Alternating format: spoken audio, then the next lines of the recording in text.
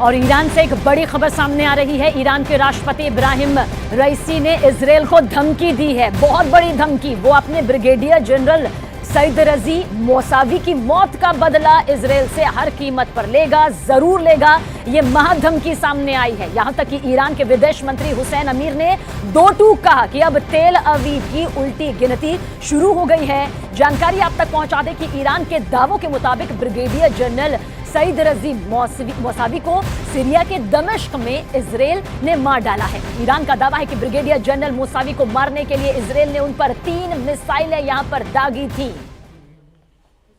इसलिए अब Iran Israel से खूनी बदला लेने के लिए उतारू हो चुका है। खबर तो यहां तक सामने आ रही है कि ईरान ने खुफिया तरीके से 400 आत्मघाती लड़ाकों को इजरायल में 400 ठिकानों पर हमले की ये बड़ी जिम्मेदारी सौंपी है।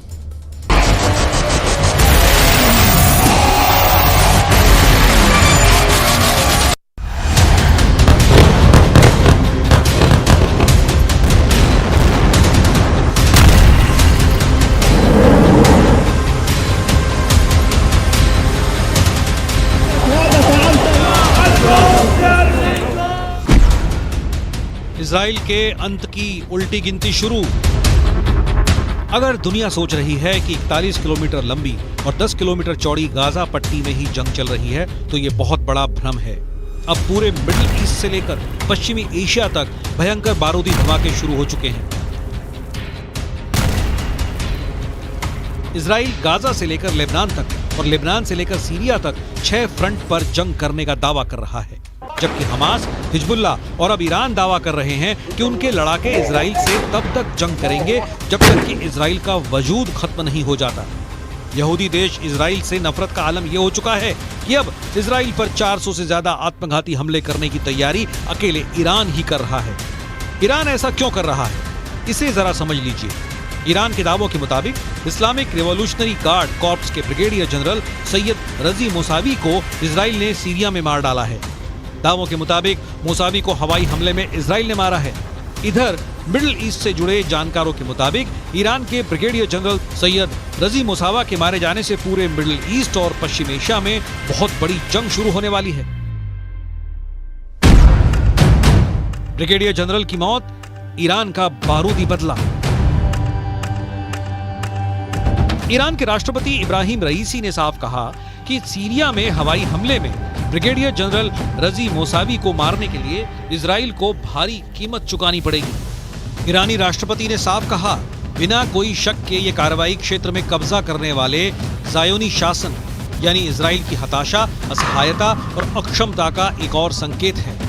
ईरानी कमांडर सैयद रजी मौसावा की सीरिया में हत्या के बाद पूरे ईरान में जबरदस्त आक्रोश है। ईरान के विदेश मंत्री ने इजराइल को तबाह करने तक की धमकी दे दी है।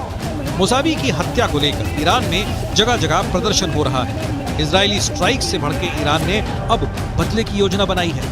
उधर इजरायली रक्षा मंत्री गैलेंट ने भी इस बात को स्वीकार किया है कि गाजा में चल रहे युद्ध के बीच इजराइल पर 7 अलग अलग थिएटरों में हमले जारी हैं।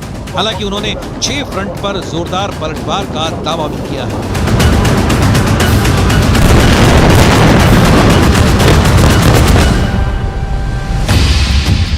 अब सवाल उठता है, आखिर इजराइल ने सीरिया में घुसकर ईरानी कमांडर ब्रिगेडियर जनरल सैयद रजी मौसावी को क्यों मार डाला? आइए कुछ और खास जानकारी भी आपसे साझा करते हैं। दरअसल ब्रिगेडियर जनरल सईद रजी मौसावी की मौत से ईरान बुरी तरह से बौखला गया। ये पूरी डिटेल देखिए, इस वक्त आपके सामने मौजूद है। ईरान ने धमकी दी कि इजरायल के अंत की उल्टी जो गिनती है वो अब शुरू हो चुकी है। साथ ही साथ हम आपको बताने जा रहे हैं कि कैसे सीरिया के उत्तरी पूर्वी दमिश्क में IRGC के ब्रिगेडियर जनरल रजी मौसावी को मारा गया। और ईरानी मीडिया की खबर यहां पर क्या कहती है? ईरानी मीडिया की खबरों के मुताबिक ब्रिगेडियर जनरल मौसावी दोपहर 2 बजे तक ईरानी दूतावास में मौजूद थे। दूतावास दोपहर करीब 1 बजे घर में धमाका होता है और बगीचे में जाकर लाश गिर जाती है। जी हां, दोपहर 3 बजे का वो वक्त था जब ब्रिगेडियर जनरल मौसावी घर पहुंचे। घर पहुंचने के बाद ठीक उसी वक्त ईरानी दावों के मुताबिक इजरायल की 3 मिसाइलों ने ब्रिगेडियर जनरल सईद रजी मौसावी के घर को कुछ इस तरह से उड़ा दिया। और इसके बाद आपको ये बताते हैं हुआ क्या। चश्मदीदों ने जो देखा उसके मुताबिक अब आपको बता रहे हैं। इजरायली मिसाइलों का धमाका इतना जोरदार था, इतना जबरदस्त और खौफनाक था कि ब्रिगेडियर जनरल सईद रजी मोसावी का शव जो है वो घर से उछलकर कुछ इस तरह से बगीचे में जा गिरा। सोचकर ही रोंगटे खड़े हो जाते हैं, दहशत भर जाती है और उनका पूरा घर देखिए किस तरह से तबाह यहां पर हो जाता है। हम बात कर रहे हैं उत्तर पूर्वी दमिश्क सीरिया, दोपहर 3 बजे और घर में धमाका होता है और लाश जो है वो बगीचे में गिर जाती है। बताया यह भी जा रहा है कि मोसावी ईरानी सेना के कमांडर कासिम सुलेमानी के सहयोगी थे, यानी कि सहयोगी यहां पर बताए गए जिन्हें अमेरिका ने साल 2020 में मार गिराया था। ये वो साल था, साल 2020। लेकिन जबकि इजराइल का जो दावा है वो है इस्लामिक रिवॉल्यूशनरी गार्ड कॉर्प्स के ब्रिगेडियर जनरल सईद रजी मोसावी सीरिया में ईरान के सैन्य अभियानों को कोऑर्डिनेट कर रहे थे, यानी जिनका जिक्र इस वक्त हम यहां पर कर रहे हैं। हिजबुल्लाह को हथियार सप्लाई कर रहे थे और हमास की भी पूरी मदद कर रहे थे। इजराइल का भी यह दावा है कि मोसावी लगातार इजराइल पर हिजबुल्लाह से हमले यहां पर करवा रहे थे। یک اقدام ناجوانمردانه و برخلاف کنوانسیون‌های بین‌المللی اقدام رژیم صهیونیستی انجام شد که طبیعتاً حق مقابله برای کشور قربانی محفوظ هست و به طور طبیعی پاسخ این جنایت خودش رو در واقع در شرایط مناسب و در زمان مناسب حتما خواهد کرد. कुछ दावों के मुताबिक ईरान ने अपने कमांडर मोसावी की हत्या का बदला लेने के लिए इजराइल के खिलाफ एक खतरनाक प्लान बनाया है। ईरान ने फिदायीन हमलों से इजराइल को दहलाने की योजना बनाई है। इसके लिए अफगान लड़ाकों की भर्ती कर रहा है। सूत्रों के मुताबिक अफगान लड़ाके इजराइल पर आत्मघाती हमले करेंगे। गाजा जंग और सीरिया में इजरायली स्ट्राइक से भड़के ईरान का प्लान दुनिया भर में इजरायली ठिकानों को निशाना बनाने का है। ईरान इजराइल में आत्मघाती हमले कर सकता है, इसके लिए उसने खतरनाक प्लानिंग की है। सूत्रों के मुताबिक जनरल हामिद अब्दुल्लाही के नेतृत्व में ईरान के इस्लामिक रिवॉल्यूशनरी गार्ड कॉर्प्स आर पार की जंग की तैयारी कर रहे हैं। सूत्रों के दावों के मुताबिक IRGS के कुद्स फोर्स की यूनिट 400 इजरायली ठिकानों को चिन्हित कर चुकी है जहां पर आत्मघाती हमले की योजना है। इसके लिए अफगान लड़ाकों की बाकायदा भर्ती भी जारी है। अपने समर्थक समूहों के खिलाफ इजराइल और अमेरिकी स्ट्राइक से बौखलाए ईरान ने आक्रामक रुख अख्तियार कर लिया है।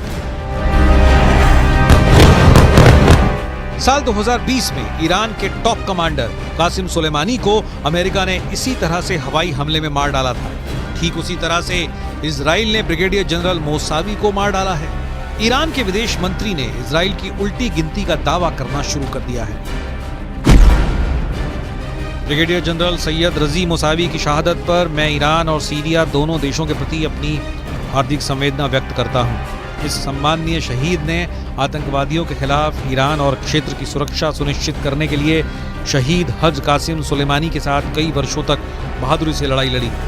अब तेल अवीव की एक कठिन उल्टी गिनती शुरू हो चुकी है। गाजा में भले ही इजरायली सेना ने बढ़त बना रखी हो, लेकिन इजराइल के पीएम नेतन्याहू को भी मानना पड़ा कि गाजा युद्ध में इजरायली सैनिक काफी संख्या में मारे गए हैं, जो हालात को और बदतर बना रहे हैं। ये हालात अब मिडिल ईस्ट से लेकर पश्चिमी एशिया तक खराब हो चुके हैं, क्योंकि हूथी और ईरान समर्थित कताइब हिजबुल्लाह लड़ाकों ने इजराइल और अमेरिकी सैन्य अड्डों पर एक साथ हमले शुरू कर दिए हैं। पहले आप ये जान लीजिए कि हूथी और ईरान समर्थित लड़ाकों ने अमेरिका पर कहां-कहां हमला किया है।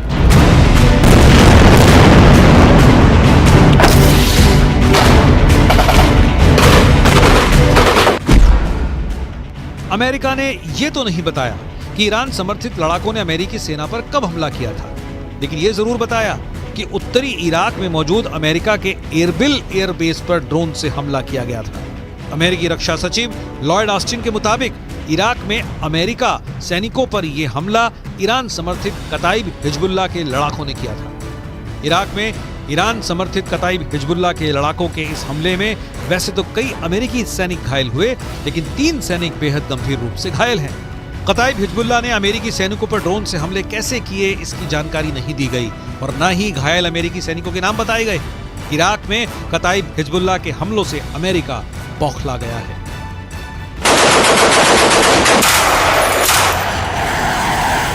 मिडिल ईस्ट से लेकर पश्चिम एशिया तक इजराइल और अमेरिकी सैन्य ठिकानों पर हो रहे हमले साबित कर रहे हैं कि ईरान रूस की शह पर अब जंग में खुलकर कूदने लगा है। हूथी चुन चुनकर समंदर में इजराइल और अमेरिकी जहाजों और टैंकरों पर हमले कर रहा है।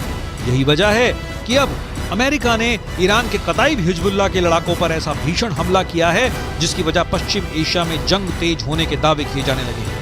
हम आपको बताते हैं कि अमेरिका ने ईरान के कताइब हिजबुल्लाह लड़ाकों पर जोरदार एयर स्ट्राइक की है। जरा देखिए कैसे।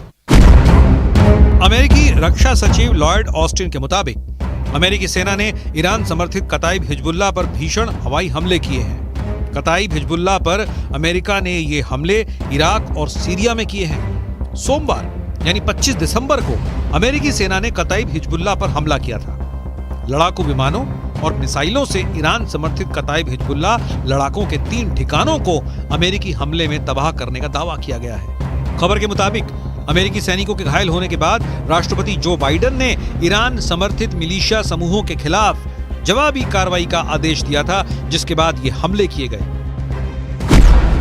अमेरिकी सैन्य बलों ने इराक में कताइब हिजबुल्लाह और कई समूहों की ओर से इस्तेमाल की जाने वाली 3 ठिकानों पर हमले किए।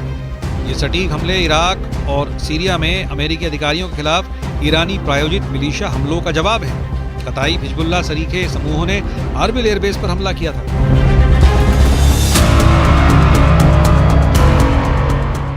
इजराइल और अमेरिका इस वक्त मिडिल ईस्ट और पश्चिमी एशिया में डबल युद्ध से जूझ रहे हैं। पीएम नेतन्याहू को लग रहा था कि हमास युद्ध विराम इजराइल की शर्तों पर जरूर करेगा, लेकिन अब खबर आ रही है कि हमास के टॉप कमांडर्स ने साफ दावा कर दिया है कि हमास सीज फायर नहीं करेगा और न ही कोई समझौता।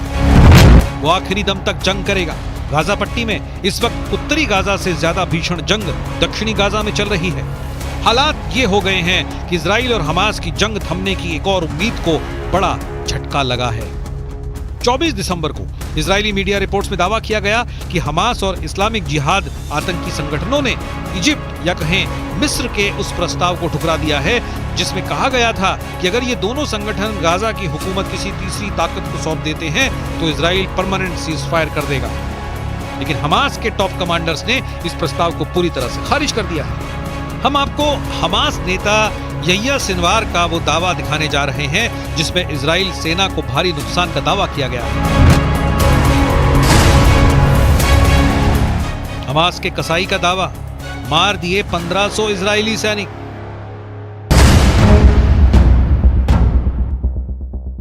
इजराइल की मीडिया रिपोर्ट के मुताबिक हमास के टॉप नेता और कमांडर यहिया सिनवार ने दावा भी किया कि हमास की सैन्य शाखा अल कसम ब्रिगेड ने 5000 से अधिक इजरायली सैनिकों को निशाना बनाया और उनमें से करीब 1500 इजरायली सैनिकों को मार डाला है। हालांकि ऐसा कोई आंकड़ा इजराइल की ओर से जारी नहीं किया गया है।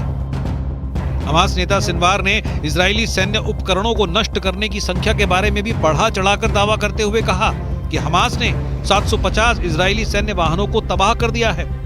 सिनवार ने इजराइल का जिक्र करते हुए कहा कि उसके कब्जे को मान लेने की शर्तों पर कभी समझौता नहीं होगा और न ही हमास कभी सरेंडर करेगा। दूसरी तरफ इजराइल के प्रधानमंत्री बेंजामिन नेतन्याहू ने गाजा का दौरा किया है और साफ शब्दों में कहा कि हम फिर साफ कर देना चाहते हैं कि इजरायली सेना इस जंग को तब तक बंद नहीं करेगी जब तक वो गाजा में मौजूद हर आतंकी संगठन का कब्जा खत्म नहीं कर देती। אמש שוחחתי שוב עם הנשיא ביידן. אני מעריך את עמדתה האיתנה של ארצות הברית במועצת הביטחון, עמדה שתומכת במאמץ המלחמתי שלנו. אמרתי אתמול לנשיא ביידן שאנחנו נילחם עד לניצחון המוחלט. ייקח כמה זמן שזה ייקח. हालांकि इजराइल के भीषण हमलों से गाजा लगभग तबाह हो चुका है। जरा देखिए फलस्तीनी किस हालात में पहुंच चुके हैं। इजराइल के ऑपरेशन स्वॉर्ड ऑफ आयरन के तहत इजराइल ने सबसे ज्यादा भीषण हमले उत्तरी गाजा में किए हैं। साल 2023 में गाजा पट्टी में हुए इजरायली हमलों में अब तक 1 लाख से ज्यादा इमारतें गाजा में तबाह हो चुकी हैं। उत्तरी गाजा की लगभग 11 लाख की आबादी में से 85% फलस्तीनी हमास समर्थक भाग चुके हैं। ज्यादातर फलस्तीनी उत्तरी गाजा से दक्षिणी गाजा की तरफ भागे हैं। इजराइल की IDF का दावा है कि उसने 7 अक्टूबर से अब तक 22,000 से अधिक टारगेट्स पर हमला किया है और उन्हें तबाह कर दिया है। 80 दिनों से ज्यादा की जंग में इजराइल ने हमास के हर उस ठिकाने को तबाह किया है जहां से हमास या तो हमला कर रहा था या फिर उसके लड़ाके छिपे हुए थे।